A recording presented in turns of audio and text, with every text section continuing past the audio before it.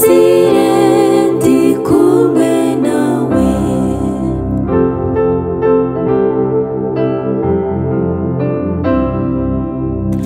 Umpagarika umunsi n'ijoro, ntabwo nabaho tutari kumwe. Ungumane mu makuba, kuko ntinya gupfa udahari.